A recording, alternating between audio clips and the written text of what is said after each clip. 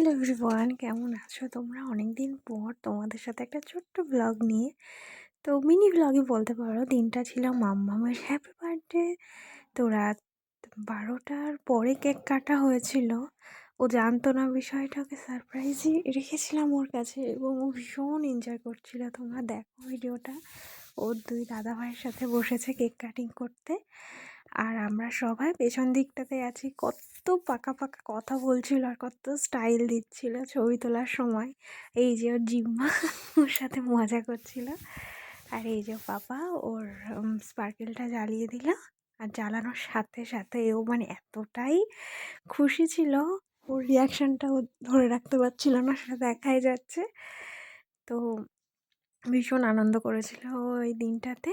তো তোমরা সবাই ওকে আশীর্বাদ করো, ও যেন খুব ভালো থাকে, অনেক বড় হতে পারে এবং মানুষের মতো মানুষ হতে পারে। এমনকি ওর ক্যান্ডেলটা যে নেভাতে হবে সেটাও সবার লাস্টে করেছিল, কেক কাটিংয়ের পরে। এতটাই হ্যাপি ছিল। তো যাই হোক, এইভাবে ওর জন্মদিনটা সেলিব্রেট করেছিলাম সবাইকে কেক খাওয়ানো দিয়ে।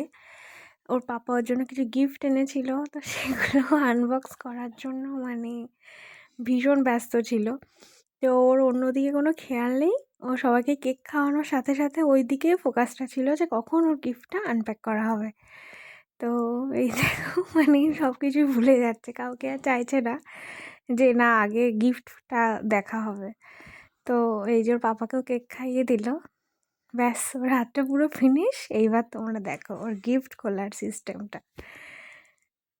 মানে ভীষণই হ্যাপি ছিল ওর গিফটটা দেখে। অনেকদিন ধরে বায়নাটা ছিল ওর যে ওর কোনো ছবি নেই। তো এই যে গিফটটা পেয়ে গিয়ে ব্যাস ভীষণ খুশি। ওর ছোট্টবেলার একটা ছবি, মানে খুব বেশি ছোট না, ভালোই বড়, সেই সময়কারই একটা ছবি বাঁধিয়ে ওর পাপা ওকে গিফট করেছিল। তো ব্যাস সেইটুকুই। তোমরা সবাই ভালো থেকো।